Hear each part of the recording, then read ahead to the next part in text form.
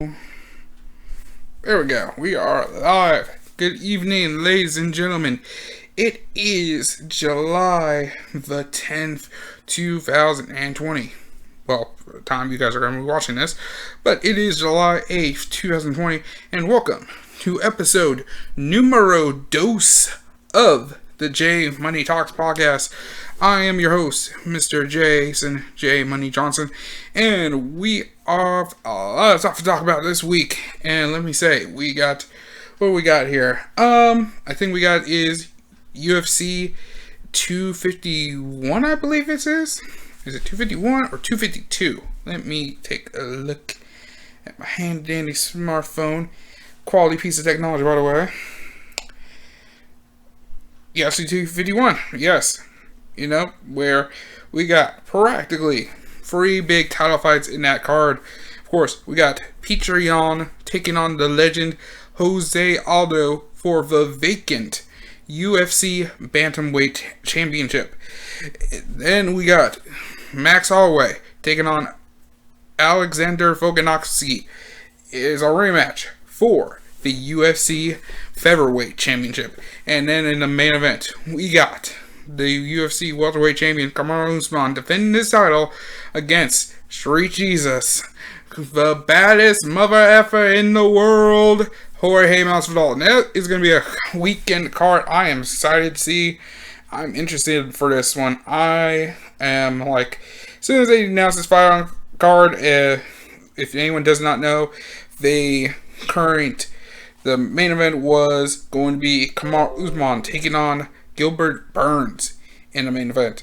Instead, we now had a switch up because Gilbert Burns, I believe him or one of his people in his corner tested positive for COVID-19 virus, so he had to pull out. Unfortunate for him. I'm hoping he gets a title shot soon. Gilbert Burns, he did knock out the former champion Tyron Woodley in a main event in one of the UFC fight nights at the UFC Apex in Las Vegas. So hopefully that happens.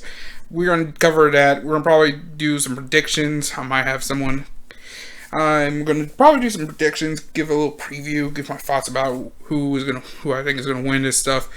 Not the best analytically on MMA, but I'm going to at least help you guys out as best I can. So, we'll move on. The next big story, of course, we got Patrick Mahomes taking the Chiefs by the balls and telling them, run me some money. And he gave him pretty much all the money, because he is going to get pretty much, I'm not saying pretty much, but $500 million. Yes, you heard that right. $500 million. $503 million. It is the richest deal in the history of sports. Like any sport, like professional, amateur, whatever it is $503 million. That is a huge amount of money. We're going to discuss that in a minute. And yeah, that's going to be the beginning. That's how we're covering this episode here. But I think we got to talk about something that happened this past week, and I think this is something that has to be addressed. And this one involved pretty much a group I was involved in for quite a while. I had to step away from because my focus would need to be on work and also paying some bills and whatnot. So we are moving on. So we're going to talk about the recent accusations and allegations that have been given by some of the biggest members of the Super Smash Bros. Community. And if you are not familiar with Super Smash Bros., it is Nintendo's fighting game. It is probably one of their biggest series of all time. You get pretty much the best of Nintendo and some of the best in video game history duking it out in pretty much this competitive, sometimes competitive party game. Depends on how you look at it. It's a matter of perspective, really. It is a very good, complex fighting game to me and a few others.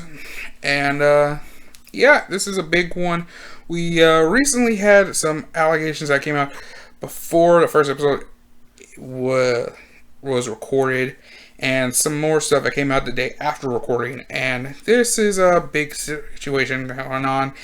So this began with probably the first big allegation was on, I believe it was Monday, that a popular commentator by the name of Senpai was actually ousted, was pretty much exposed for having this illicit affair with a player by the name of Puppet, who is probably well known in the Mid-Atlantic region, mostly in the Maryland, Virginia area.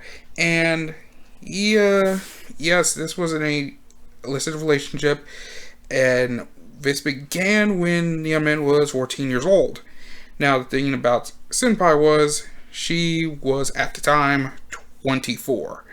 I probably will find a photo of Puppet when this relationship began, and yeah, it was a shock to me. When I think about it, I looked at the photos, some of the photos, and some of the stuff that happened. I looked at it and I was like, wait, she had an affair with this kid who honestly looked like 10 years old, who honestly still looked like 10 years old at the time. And I was like, okay, this is kind of on the lines of pedophilia. So yeah, I looked into this, and if it was, I don't know if this is true, if it's any of this confirmed. I've not heard anything from, I guess, the side of Senpai at all. If this is all true, then I believe she's going to face jail time. She probably will face jail time, definitely, and she's probably going to get removed from community. So that was my allegations, my possibly from there. Yeah, that was my thought process. Then, yeah, this was on Monday. Now, fast forward to Thursday.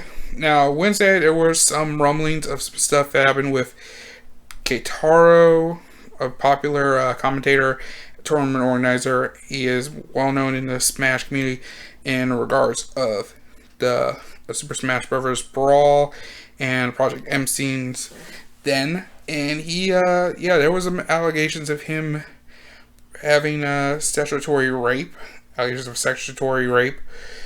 He invited this one girl who was like 16, I believe, and it was at a party at another popular Smash commentator or broadcaster by the name of Sky Williams, and it was a thing that happened where I believe Keitaro, I guess, proceeded to ask her for sex, or some kind of sexual contact or whatever. I'm not entirely sure, and I guess she said yes or no. I don't know if it was basically it was rape, pretty much. It was some rape. Did Keitaro admit it? The next day he actually kind of admitted it. He sort of admitted it, but he just pretty much did like typical, like, I'm gonna step away from social media and, reflect on this situation and all that stuff. That was one big thing that happened. Then what happened next around the same time, D1 actually was hit with allegations of sexual assault when he was at Super Smash Con, which is pretty much a celebration of all things Super Smash Bros. Competitively, in terms of Smash for the Nintendo 64, Super Smash Bros. Melee, Brawl, I think Project M may be involved in that somewhat. I'm not sure, but also Smash 4 and Ultimate, and I think this happened in 2016, I believe, and D1 ended up, I guess, proceeded to, I believe, assault who was a minor, I believe, forced himself upon this minor. I'm not entirely sure if all of it's truthful or not, so there is some things there that we need to discuss about this, and this is it was pretty much a sketchy subject, and I was like kind of shocked about it when I heard this happen. I was reading some of his stuff. Same thing with D1. He started to say that, I'm don't know if I don't agree with some of the stuff that this allegations, but if I did make that individual feel uncomfortable, I apologize, and kind of taking the blame for it, and decided to step away from social media and stuff like that. So that was another thing. Now at the same time, this was next came as a player by the name of Nairo, who is one of the best players in Super Smash Bros. Brawl and in Smash 4. And he was well known for Zero Suit Samus, and very famous for being the one that ended the 56 tournament win streak of Zero, who is quite undoubtedly the best player in Super Smash Bros. For the Nintendo Wii U. And yes, there was been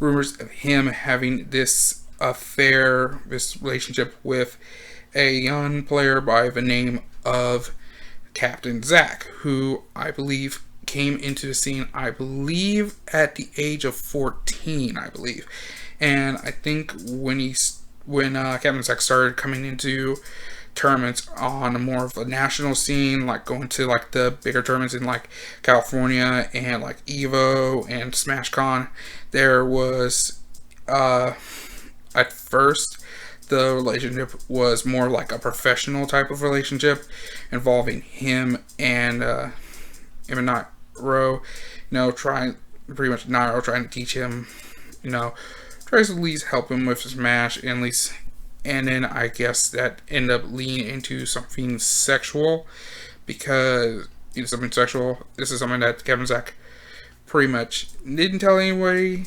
Now he's also had reports of him having this affair with Ally and that coming out, and there was some things that happened with another player by the name of Ally, who is well known in Smash 4, and also a bit of Brawl for Snake and Super Smash Bros. 4 or Nintendo Wii U with Mario.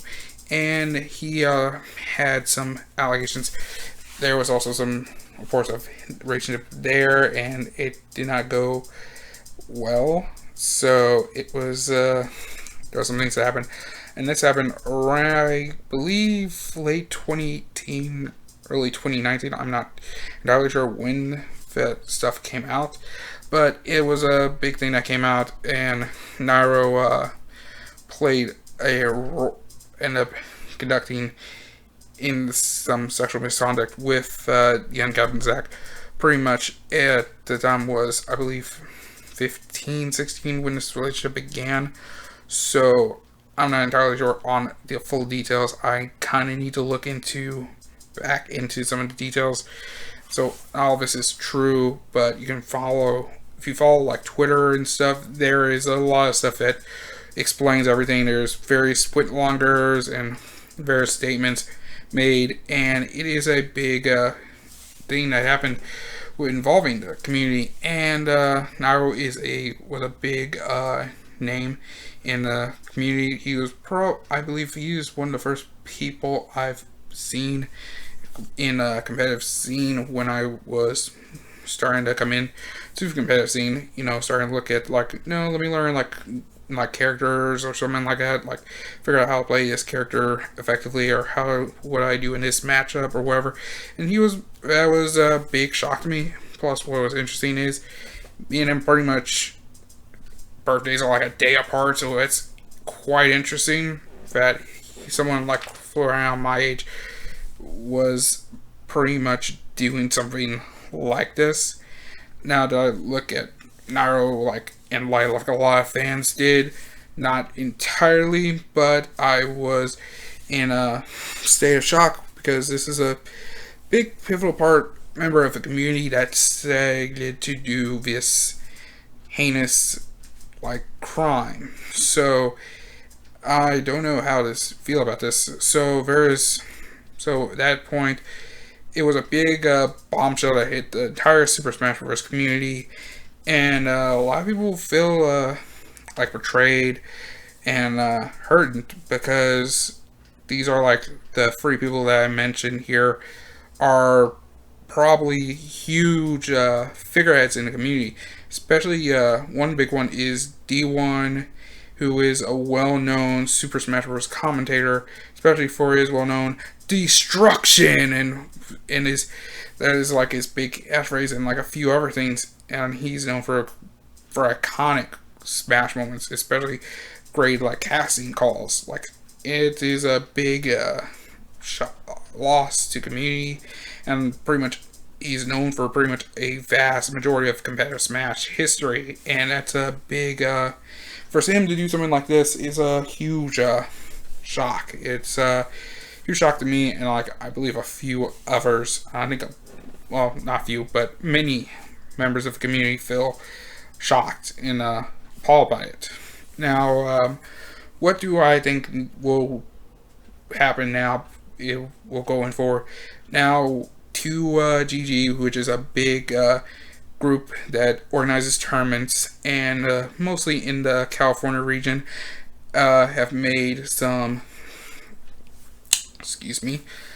have made some bands, Band Nairo, Band D1, Band Guitaro, Band like Senpai. I don't know how long this band's gonna last. To me, I believe for something like this, it has to be like a permanent thing, because in terms of this community, the Smash community, a majority of us are pretty much came around this when we were like teenagers, like 12, 13 years old, got into seeing competitive in the more casual sense, just playing with friends, and then one of our friends who actually goes to like the local says, hey, I actually compete in this game locally, like why don't you come with me to it, and then they build a passion for it. They go to their first tournament, they actually end up loving the experience. They actually meet like a group of people who actually share like a common interest, which is playing this video game at a high and pretty much this high competitive level, sort of. And then pretty much they meet people who may be older than them, and some of them feel like pretty much like, I don't know what to say, but it's a thing where I believe it's a harsh reality that we pretty much witness somehow there's a thing about the community is it's good incident looks on the inside, like the people who are like gatekeepers and like figureheads, some of them like are doing the shady stuff, like pretty much some of them like have these relationships with minors who probably don't know like how relationships work or anything like that, and how to treat people in relationships. And that's a big thing that's a huge thing that needs to be addressed. I believe it's something that needs to be stopped. And I think that the players, or the commentators, the people who did these crimes, should be banned. I believe so. Is it the right thing to do? Absolutely, because at this point it is something that has to be done, because this is a big step. This is something that rocks the community, because especially some of the things that the community has done to try at least get to where they are now, especially like doing like the Smash Bros. Documentary, having like the Smash Bros. Documentary, the pressuring, like, trying to at least get Nintendo to make a new game, doing the patches that is being made. Like, one of the big things is that the community has wanted was trying to get support from Nintendo themselves, like help make a tournament series, help us with like a circuit, or help with prize pots or whatever. And now that's like, because of this incident that happened, it might take a giant step backwards now, because something like this doesn't affect just the people who were affected, it also affects the community as a whole. Now the big issue to me is now the entire community is practically now going to be taking pretty much the brunt of the actions you have created. And to me, that is a big shock. It's to me a not a shock, but it's a big thing that needs to be going to have to be discussed and probably be addressed by the time we start going back into tournaments in a regular basis in person tournaments. And I believe we're gonna have to do some things. I do think there needs to be a change in how tournaments, how we're gonna handle like stuff outside of tournaments, because a lot of the stuff that happened outside of tournaments, like pretty much had like after parties and these after parties and hotel rooms and stuff where pretty much they're no longer under Vito's jurisdiction technically. And I believe there needs to be something where a lot of people have mentioned this, like we should create like a third party like organization that where if somehow any allegations of any form of sexual assault or sexual misconduct has happened to you, you can come forward and say, hey, like this player da da da, or this commentator grabbed my booty while I was staying at line at the food truck and I did not appreciate that, or this player made this inappropriate gesture or inappropriate comment and I felt uncomfortable with it. And that is something that this third party group can, take that allegation, take like both arguments of what happened and make an agreement on this, and they can actually play the role in, either banning that player or commentator for a certain amount of time or a permanent ban. It depends on how big the allegation is. And that's something that needs to be done. I think the next thing is to any members of community young who are under the age of 18, if you watch any of this, my personal opinion is if you are going to any of these national tournaments, the main thing I recommend for you guys is try to stay in groups, in like small groups of like 3 or 4, I believe. And if one of you has to like use a restroom or something, all of you go together. Like, that's the main thing. Don't try to be separate from everybody. Try to at least establish a good line of communication when you're at these tournaments, especially during like a weekend, because most of this stuff is on weekends where there's a lot more free time. You're in another city you've may have never been to, in another state. You probably don't know anybody here. You are probably at that point a fish in this like large ocean, this very small fish in this very large ocean, and that is a big thing that needs to be done. I believe that security should be mandatory at Smash tournaments, and so that way if there is something that happens, there is some security guard that's there and that can actually help put a stop to it, or get this gentleman like away from us, or separate this guy or whatever, or woman, and that's something I believe that it has to be done.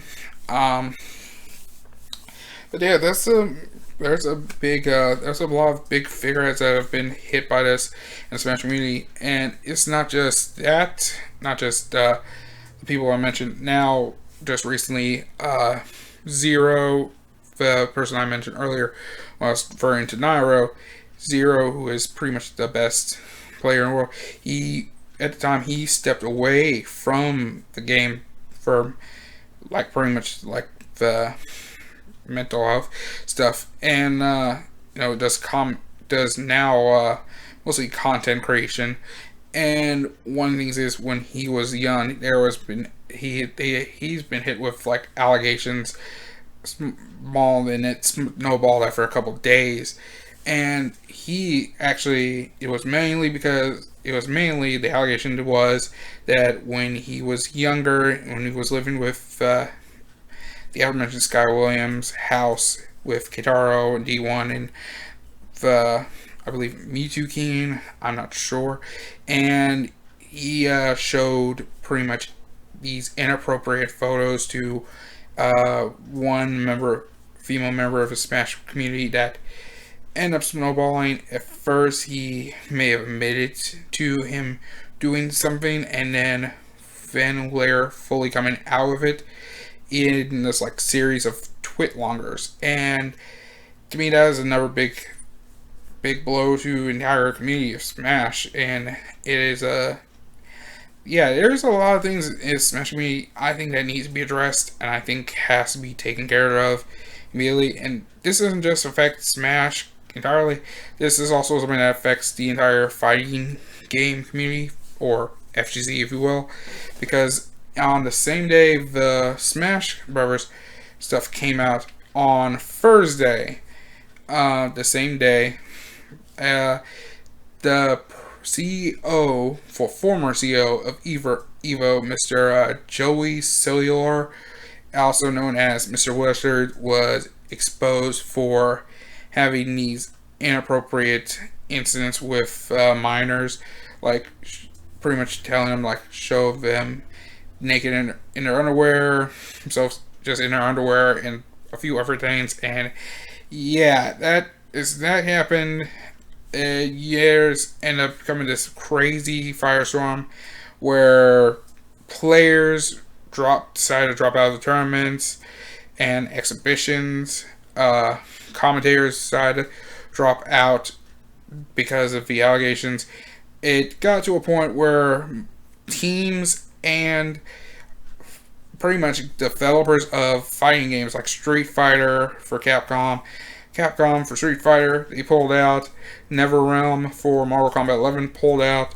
Bandai Namco pulled out for Tekken 7 and Dragon Ball FighterZ, two big games. Like, pretty much, it got to a point where pretty much they removed.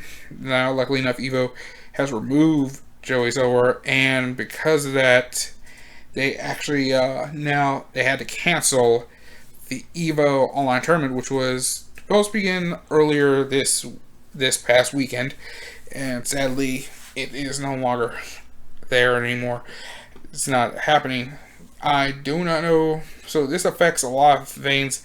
I think a lot of the stuff involving the sexual misconduct stuff, I believe this is something that has to be done, where I personally believe that these tournament organizers, or probably like states, should like have a lot of the people in like esports communities like should look into creating like some kind of third party for probably these allegations and accusations of sexual assault.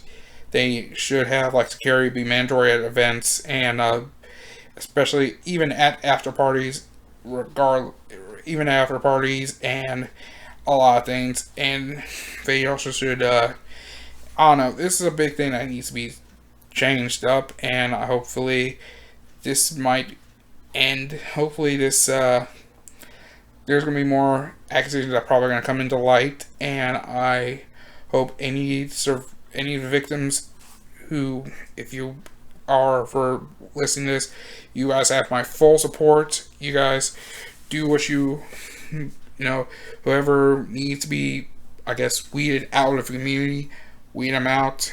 They need to be weeded out. They need to be exposed. But yeah, that's a big thing there. And yeah, it's a lot of stuff is some also involved with like some of the stuff involves like minors, like start dating these girls around 16, 17 years old before 18. It's weird. I think that is grooming. It's something called grooming. I'm not sure the terminology exactly for it, but it's something called grooming, and that is somehow a bit of legal. That's also a low-key type of pedophilia type of thing. That's a weird detail, but that is something that has to stop. That is something that's been going on actually in our community somehow, and that's something I believe that needs to be stalled and stopped instantly. In this case, there has to be a thing where we have to tell them, like, we gotta at least control that, nip that in the butt soon, because that's something that's been going on for probably a while now, and that needs to be solved instantly. And yeah, it's a big thing. That's my opinion on how that should go. Listen, if you're going to pursue a relationship with any woman, whatever it is, sexual, whatever, if it's a sexual relationship, she has to be 18. End of story. Don't, and it's the thing, should be the thing. I think needs to be the rules here. In like, there needs to be some kind of rule here where if she is 18, then you're free to, I guess, you can pursue in some form of sexual relationship with that woman at that age. But if we are not, that needs to be a nationwide thing. I think this needs to be a nationwide thing, to be honest with you. Like, it should not be like, oh, well, I was in Colorado and the age of consent is 16. Now, like, in the United States Court of Public Opinion, it is 18. Regardless wherever state it was in. That's what it needs to be. And that's a thing that needs to be done.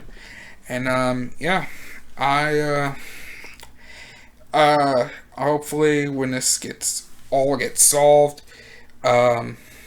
we can, hopefully this is something that will be solved before in-person tournaments begin again. And, yeah, hopefully by that point, this community is going to go better. We'll look back at it. It's a black eye. But hopefully I believe this community can rise up from it and be better than ever, which I'm honestly hoping for in this time frame. Okay, so I'm going to go ahead now. We're going to take a quick commercial break here, folks. Don't go anywhere. We are just getting started here on the podcast. We're going to talk about probably Patty Mahomes getting that $500 million paycheck. We're going to talk about that in just a minute. Don't go anywhere, folks. We are back. Alright, we are back, ladies and gentlemen, with our podcast. Sorry for probably later now. I pretty much had to get me some fluids. Pretty much had to cook me my dinner pretty much for the night. And yeah, let's get ready to move on to our next segment. And that is talking about the massive deal of the man Patrick Mahomes. That deal is an interesting one, and this is a big one because if you haven't kept up with any form of sports media, or you are living under a rock, Patrick Mahomes signed a huge contract extension, which is $503 million. Yes, $500 million, and this was a big deal. Right now, it is not going to be active now. He has 2 more years of his rookie contract left, but Chiefs exercised that 50-year option for him, and so he won't really be able to touch it. Not this year, not next year, 2021. He will pretty much start having this in the 2022 season. And luckily enough, this is something that is not going to be messing up with team salary cap directly for a while. So it is something that is interesting, especially like how the seasons like are gonna go, especially this season, because how the season goes because of the COVID-19 crisis. Like, you know, big part of a salary cap, it comes from revenue and attendance, mostly from attendance. So if there are states that are like, we are not allowed any fans this season, basically salary caps are going to go low to the ground, like low. So yes, that is a thing there. But yeah, this is a big one. Like $140 million are in guaranteed money, and various forms of guarantees. Like one of them includes like this insurance policy. Like in case you ever get injured, you still get your money. That's a good thing to have. And yeah, this is going to be a deal that's going to keep him with the Chiefs until the 2031 sorry, my apologies there. Till the 2031 NFL season. So that is a big deal. And does this impact like the quarterback market? And I believe yes, especially the case that is going on right now in Dallas between Dak Prescott and the Cowboys, primarily Jerry Jones. Deshaun Watson, will he resign with the Texans? And will they give him a stat extension, something like Patrick Mahomes levels? Who knows? And of course, there's a big one with the Baltimore Ravens and Lamar Jackson, and that's also a big thing there. So I think this is going to affect how much would they need to pay just to keep him there, and it's a big thing. I don't think it'll be something that breaks. I don't know. This is something that's gonna break the league's like QB market, like. But this is a big thing for.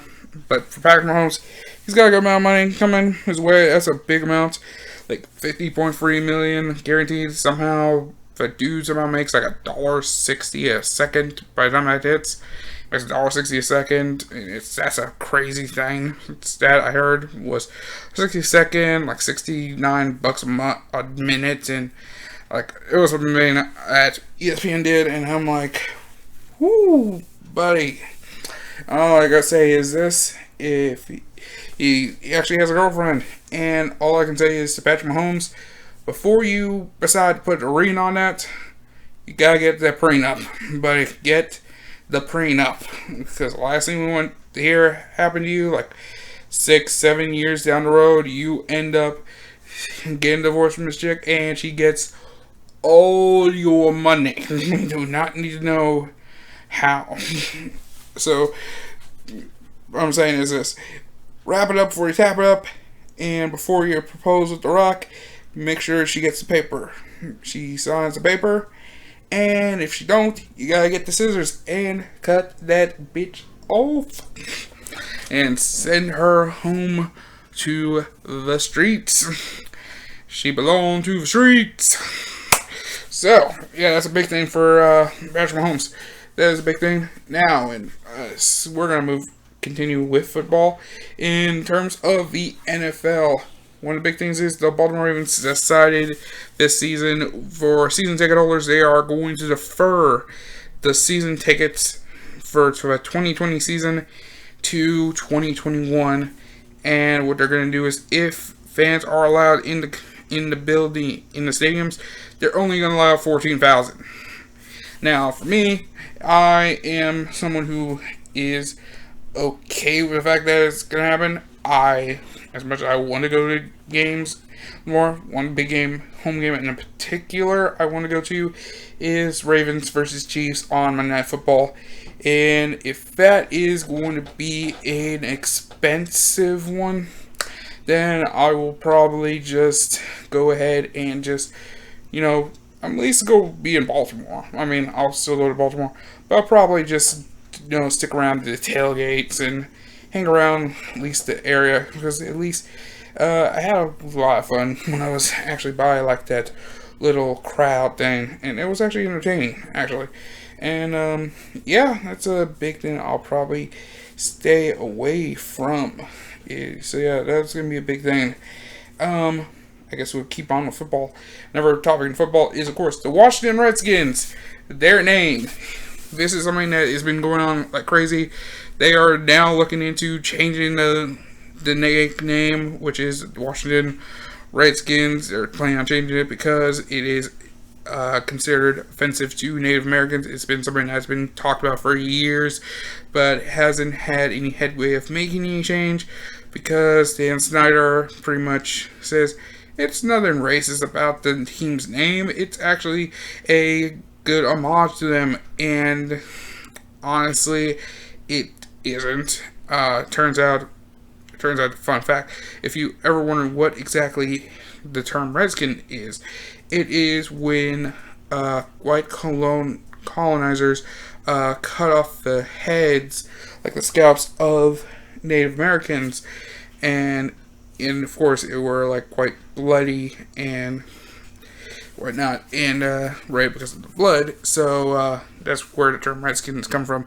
It's pretty much from the forceful like scalping of Native Americans. So it is term that is brings up some hatred. So I personally believe that the name needs to be changed. There's been a lot of things to make sure that change is possible to happen. Why I believe that FedEx, who holds the naming rights to the stadium that Washington plays in, they told them like, hey, we're going to pull out of our deal. You guys got to change the name. We're planning on pulling out. Nike decided to not even list their items on their website. So if you search anything NFL, if you search for Washington Redskins, it doesn't pop up at all. The free minority owners who own 40% of the league are planning on selling their shares to someone. And I also heard this earlier today that Amazon is planning on pulling items off of their listings. And yeah, that's a big thing here for Washington in terms of the owner, Dan Snyder. He is under some huge he has to change the name, and it's pretty much a likely scenario that is going to happen. Excuse me. Let me take a sip. Coke Zero, ladies and gentlemen.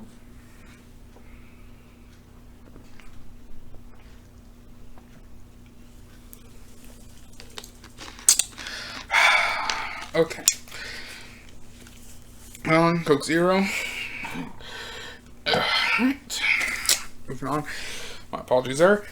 But, yes, this is I believe the name should be changed. I don't know what names it will be changed to. They could do, like, the Washington Generals is the number one. They could use the DC team, XL team, the Defenders. They could use Washington Defenders. I mean, just change colors. I mean, the colors change. I mean, see, they share the same color, so you can make it work. One thing I heard people wanted to mention was a team called Washington Red Tails, which is talks about the Red Tail Airmen, like the Tuskegee Airmen, and I think that's a good homage. Would be a good homage to them, and a good like thing, especially in terms of the NFL trying to promote like the Black Lives Matter stuff, you know, and yeah, that's a big thing there. I don't know exactly what they would rename it to. I hear they're planning on renaming the team, but I think they're removing the fabled Native American imagery. So if that is the case, then that's a step in the right direction. So I personally think that name is going to be changed sometime soon. And yeah, I think it's about time to change it.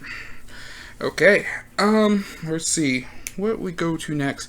Okay, baseball. It is coming back. It's I'm not excited for baseball much, but yeah, baseball is coming back. I mean, teams I'm probably gonna watch in this upcoming season.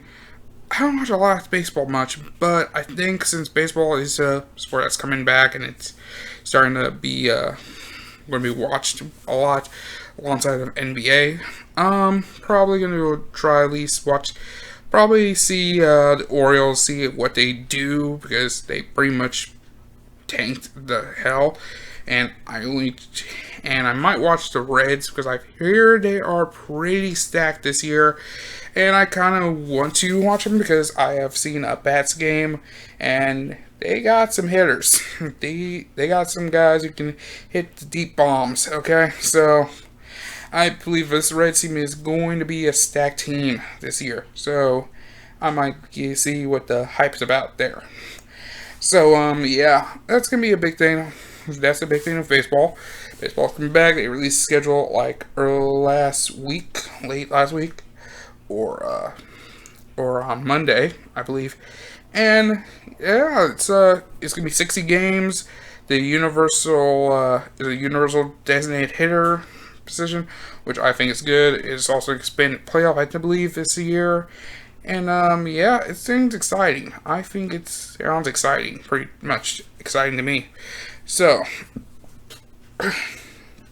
excuse me.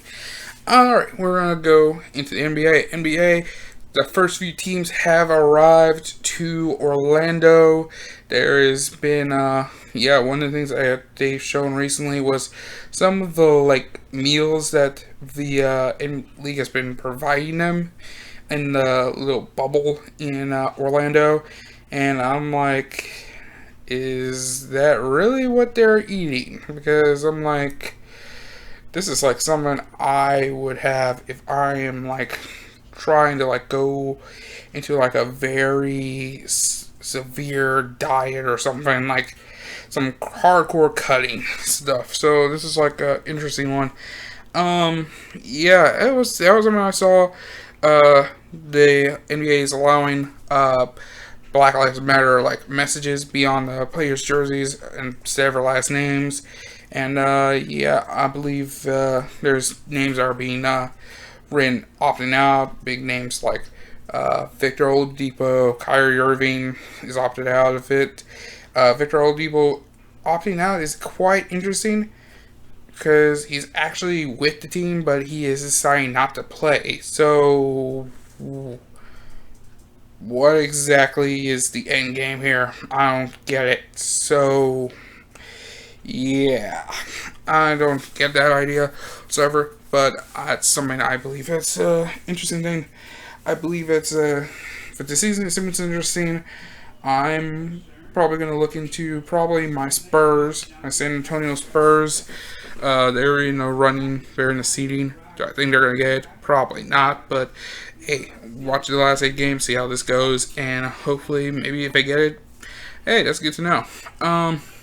But other than that, I think the big thing is who I think is going to make it into the finals. I believe it's going to be Bucks Lakers. It's obvious it's going to be Bucks Lakers or Bucks Clippers. Somehow, I think it's about to be that thing where we're going to see Giannis finally compete in the finals, and he takes on LeBron, and that's going to be the big series. That's going to be a big thing. And plus, I think this is going to be, now who do I think is going to win? I say this is that's a close series. In my opinion, I think in 7, it's probably going to be LeBron and Lakers.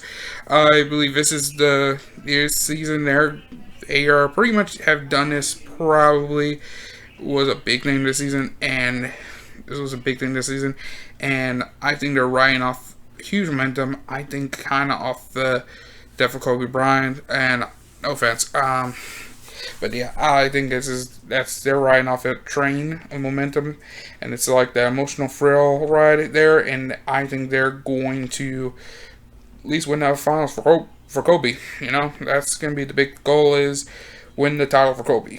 You know, so yeah, I believe that's gonna be the NBA. That's my prediction for the NBA. So yeah, and then hockey. So hockey is coming back in at the same time. Actually, hockey, baseball, and basketball, pretty much all of them. Football, we are not sure if football is going to happen, either in college or in the pros yet. So far, it looks like they're going to be doing football. They're on schedule to do training camp, which is good to know. They shrank down the preseason games from 4 to 2, but the NFL's players is, yeah, I think we just do a full training camp, no preseason games. No preseason games. Just go straight into training camp from now to the opening week, September, which I kind of can understand, like, doing that. Plus, I think they should, like, keep the training camp roster. I believe it's like 95 or ish. I believe it's 95, 96 players, which I think they need that because in case any positive tests come up, they can just put a player in there. Now, people thinking like, well, what about the quality of the game and stuff? And like, hey, if it were, I'm not worried about the quality of games. If these players are willing to play the game and risk getting this virus, then I'm down for whatever game possible. I'm down for whatever game possible, in my opinion. So, we are, so yeah, that's a lot of things about sports. We talked a good amount of sports. So, yeah. Alright, I'm going to go ahead, take a quick break here. When we come back, we're going to be talking about the UFC and Fight Island UFC 251. We're going to make down some predictions and give my thoughts on how I think the fights will go, who I think is going to win, why, and I'll explain that in a bit. Don't go anywhere, folks.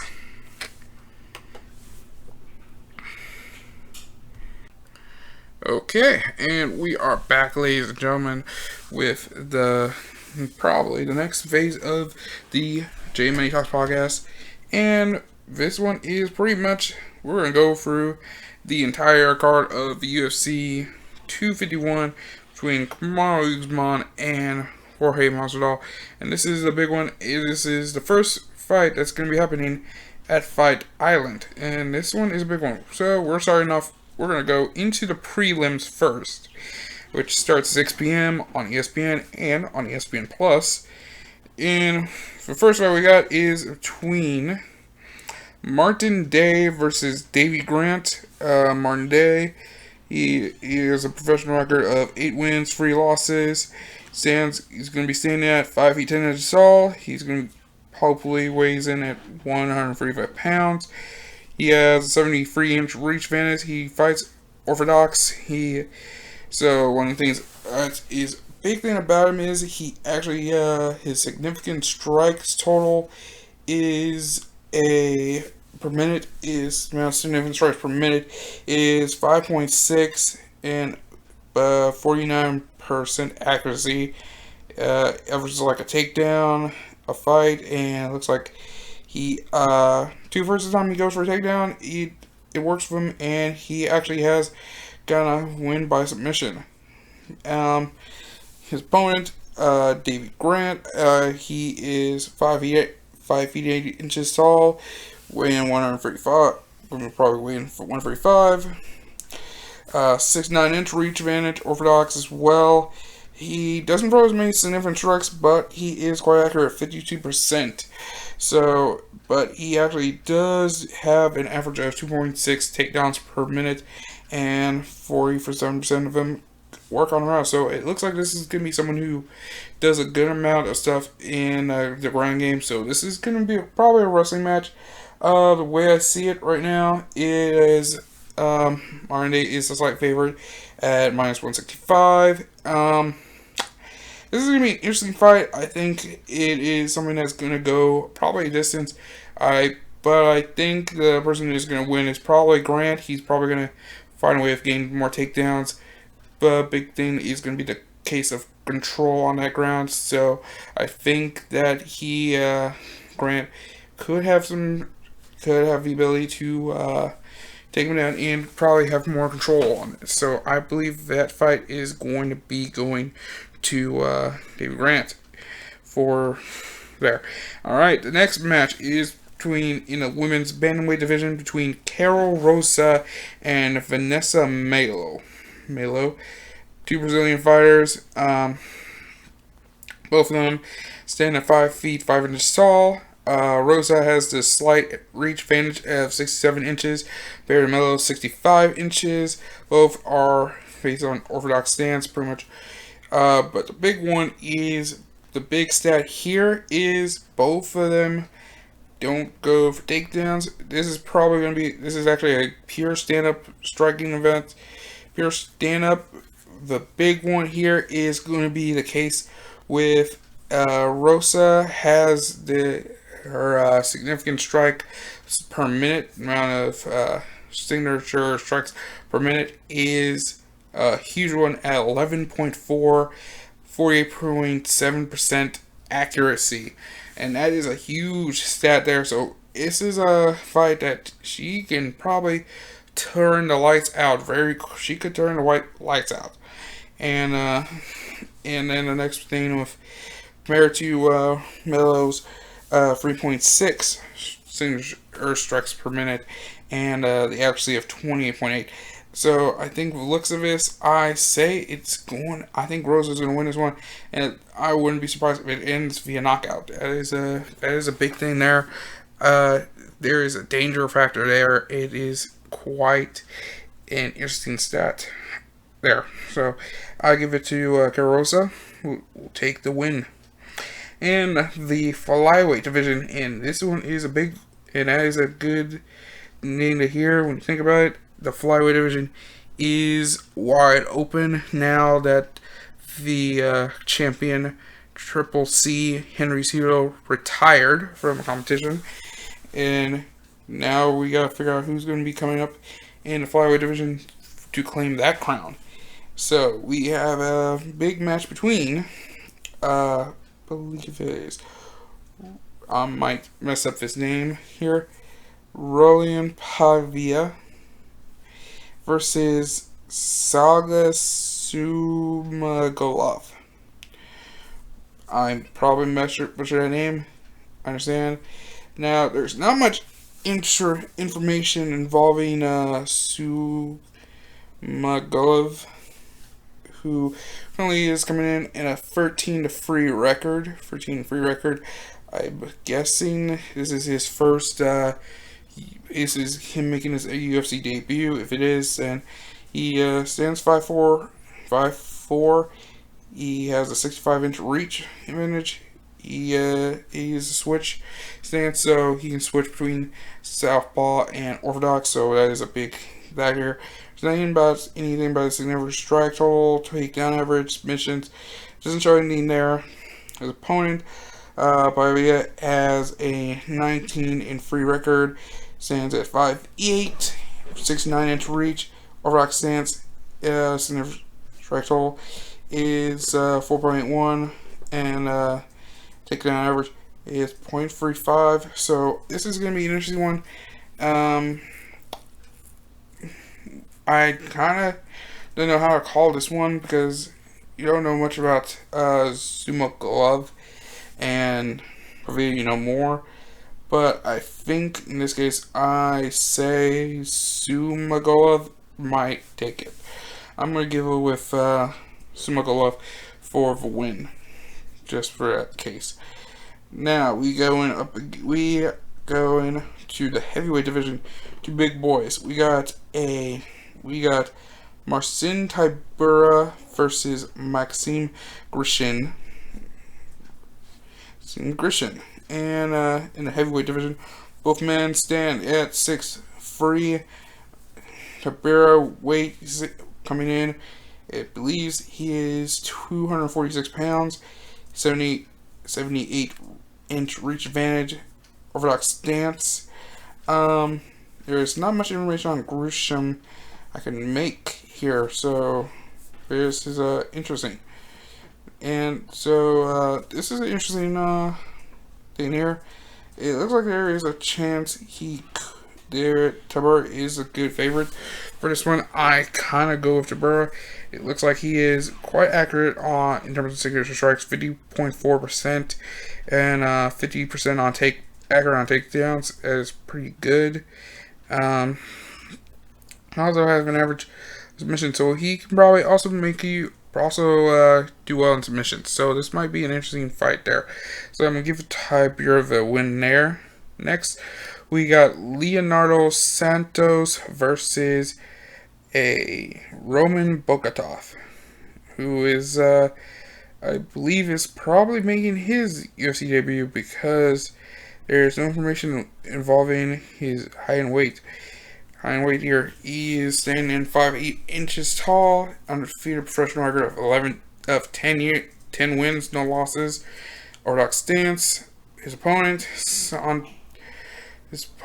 Leonardo Santos, he is 6 feet tall, 75-inch reach. Not much in.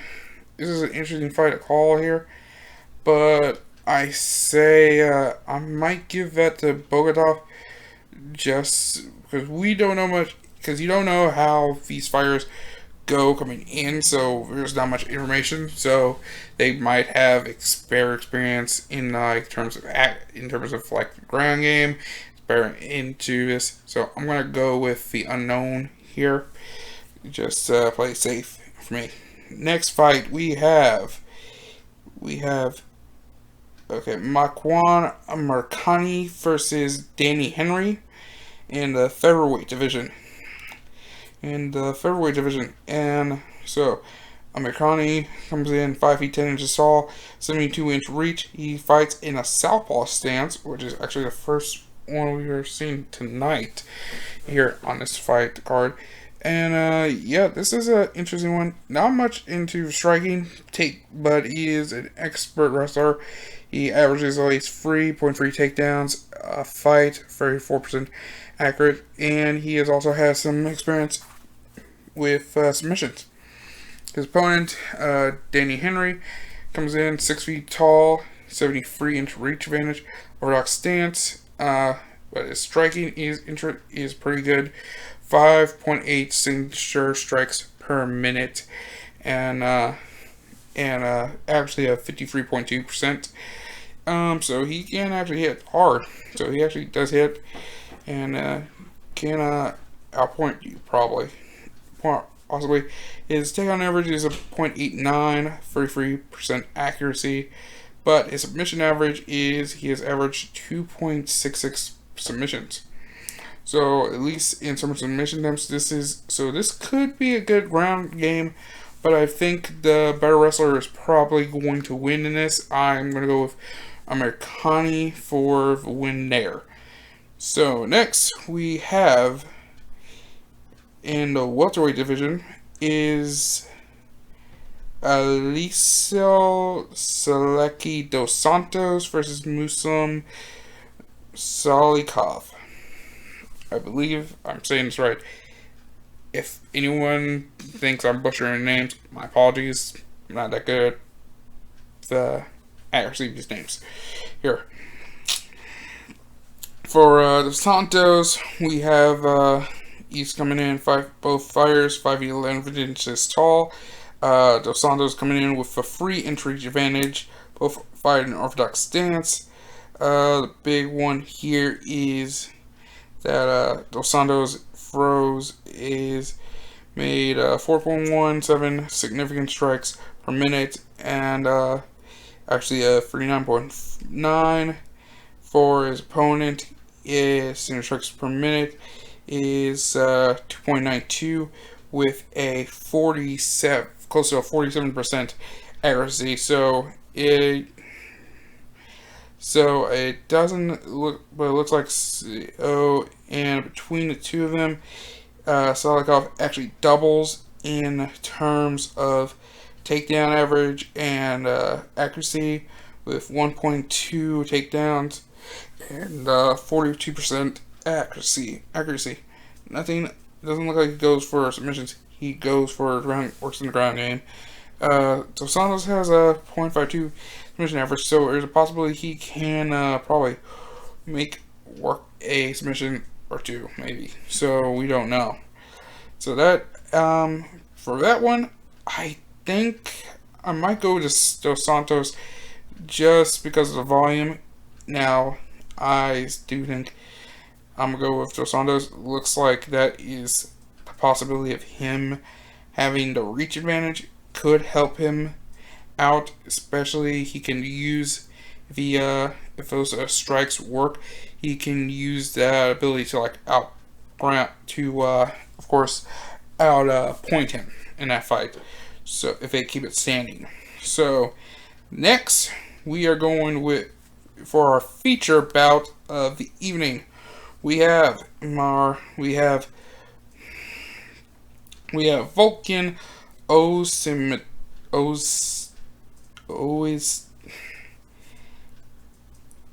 Volkan Sedmer, I believe that's the name.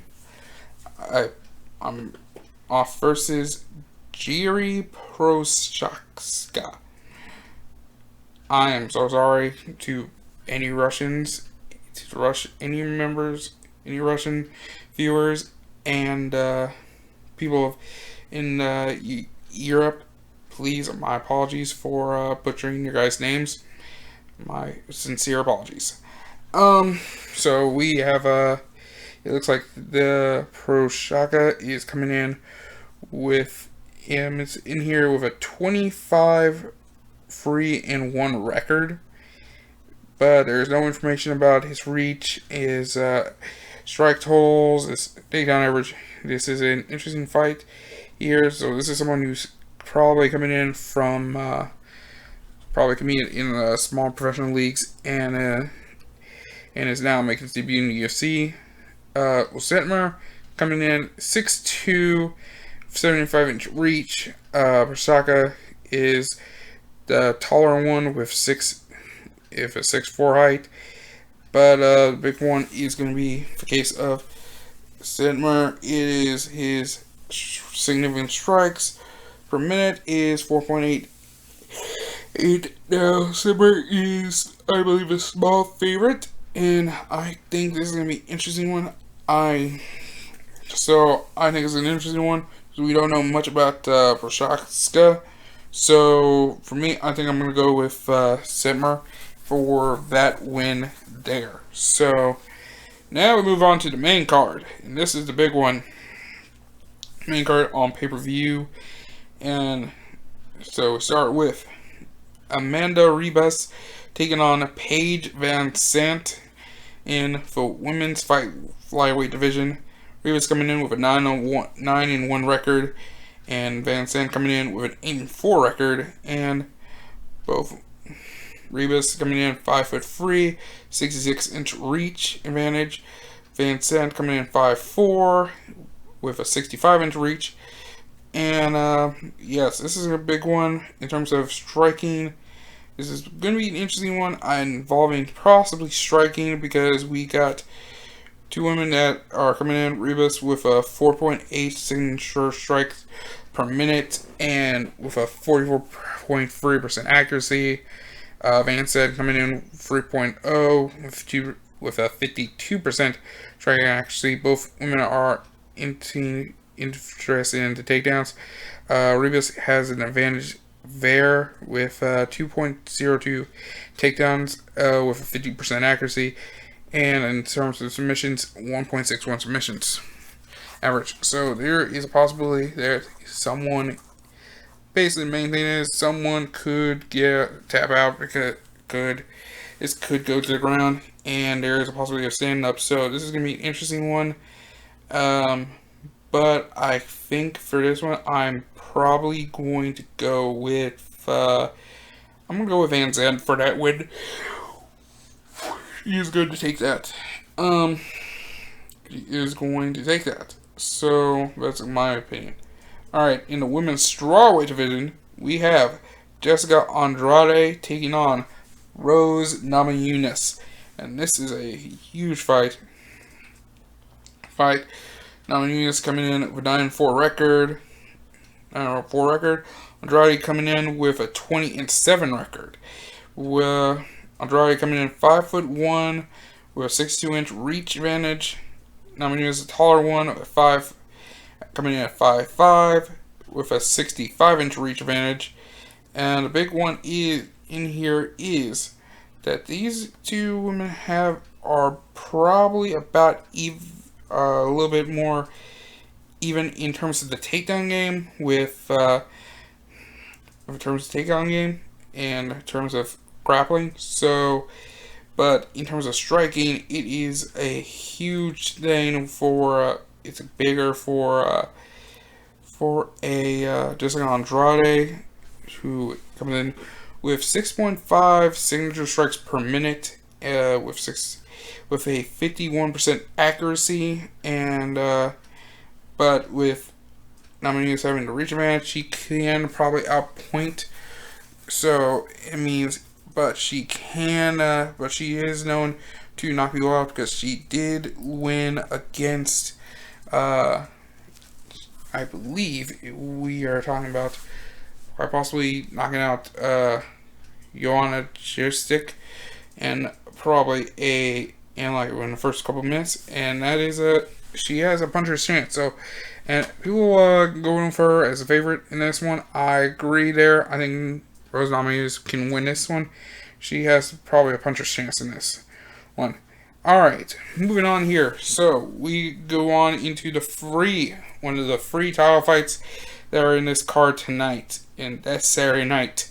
And that is the first one for the Bantamweight Championship, vacant Bantamweight Championship, where Petr Yan takes on the legend Jose Aldo, and this is a big one. Yan coming in 14-1 record versus Aldo, who's coming in 20-6, and who at one point pretty much reigned over the featherweight division with an iron fist. The one who was able to take the crown from him first was Conor McGregor, and then when he got a chance to get the crown back, he got the crown back, and then he was briefly dethroned by Max Holloway, and now he is coming up in 135, which is 10 pounds lighter than the featherweight class. So this is a big one. Both men coming in at 5'7". Aldo's gonna have the free inch reach advantage, and with a free inch reach advantage, both men are good at are pretty good in terms of their striking. With Yan coming in with a slight favorite in terms of striking, because in significant strikes per minute, he comes in 5.65 compared to Aldo's 3.47, and the accuracy of 46.4% compared to Aldo's 44.1%. Takedowns, it is about the slight edge goes to Yan with a 1.73 to Aldo's 0.64. But in terms of accuracy of those takedowns, Aldo has the edge there, if a 65% to the 53.3% of Yan. So this is a close fight. I'm actually surprised that the underdog is actually Aldo. So this is a big thing, because for Yan, this is his very first title shot in UFC, and he's just been in the scene for at least a minute. He's been in the scene for quite a short time, and that's a interesting thing there. So who do I think is going to win this one? I kind of got to give the edge to Aldo. I'm giving the edge to Aldo. He's had experience in these 5-round fights. I believe this is something that he can handle. For Yan, this is going to probably be a learning lesson. This is going to help him with at least probably his stamina, because I think most of the fights has ended in the first round. So it's some of the stuff like 2, 3, 4 rounds. If it goes to like rounds 4 and 5, that could tire him out. So that is a big factor there. So I think I'm gonna go with Aldo for this one, just because he has had more experience in championship fights. So no offense to Yan, but Aldo's gonna take this one and claim the vacant crown. So number 2 in the card, and this is the co-main event, surprisingly, and technically this is probably a double main event, part of a triple main event. This is between Alexander Volkanovski versus Max Holloway. This is the rematch to the fight they had at UFC 245, I believe, and it was Alexander Volkanovski winning this in an interesting, very close split decision, and becoming the new UFC featherweight champion. Holloway gets his rematch. He gets a chance to reclaim the featherweight championship at Violent. And this is the tail of the tape for this one. Volkanovski comes in with a 21-1 record. Holloway with a 21-5 record. Volkanovski, 5'6". It's actually 5'6", which I'm actually the same height. So I'm like, I need to figure out what he does in what he does for weight cuts. Get to at least 145. That is a goal for me. And then Max Holloway. Max Holloway, 5 foot, the taller one, 5'11", but Volkanovski does have a 2-inch reach advantage, 71-269. The striking is going to be crazy, insane. This is going to be a crazy stand-up fight because between both of them, 6.15 for Volkanovski, 6.6x for Holloway. Yep, pretty much demon. Yep, literally Max Holloway, a freaking demon. But the accuracy of his strikes goes to Volkanovski. Takedown average, Volkanovski is probably more likely to go for a takedown, but Holloway is not. Doesn't go for takedowns much, but when he does, he makes them count with an 83.3% accuracy in terms of takedowns. Average, not much, but he does go for takedowns, and most of the time they are effective. Now, this is a close one. I think it's going to be interesting to see how this goes. I think it's going to go down to scorecards, and I think in a close decision, I think Volkanovski probably could take this one and retain his belt. Now, let's move on to the main event of the evening. And this one is between Kamaru Usman, who is defending his UFC welterweight championship against Street Jesus Jorge Masvidal. Both men coming in. This is the tail of the tape. Usman coming in with a 16-1 record compared to Masvidal, who has had the experience of a lifetime in street fights. Was promoted by Kimbo Slice, and Masvidal coming in with a 35-13 record. Usman, 1 inch taller, 6 foot, 5'11". He's gonna have a 2-inch reach advantage. He has a switch stance, so he can be in both southpaw and orthodox, which is a big thing. Both men coming in with strikes aplenty, with 4.33, with Usman coming in with 4.6 to the 4.33 from Masvidal. Slight edge in terms of the accuracy with a 52.8 for Usman, and takedown average, it is a huge one. Usman goes for at least an average 3.4 takedowns per fight, actually at 50.6%. So even if all of them doesn't get all the takedowns, he is still going to get them. Masvidal doesn't go much for takedowns with 1.7, but an accuracy 59.3. So there is a chance he can get a couple takedowns on Usman. Who knows? And also there's a submission average of 0.49 slight edge going to Masvidal for him against the 0.16 for Usman. This is a huge fight. This is a fight that has been buzzing around since January, around Super Bowl weekend, where to exchange some words and maybe a few shoves, I'm not entirely sure, in January, and this has been something that people have wanted for quite a while. And because Gilbert Burns had to drop out because of a coronavirus, he's still pretty much eating away. He kind of made a big sacrifice for probably a much bigger fight that people wanted. And so the question is, who do I think is going to win this one?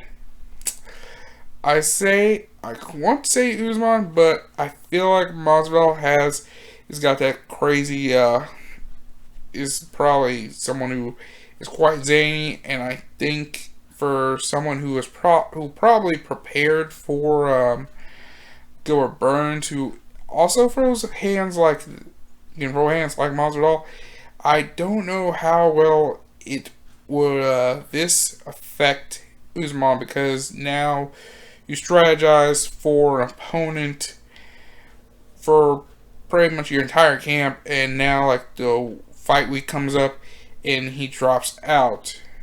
and now another competitor comes in like hours later, your entire strategy is kind of thrown out the window. So the question is, how is Usman going to fight?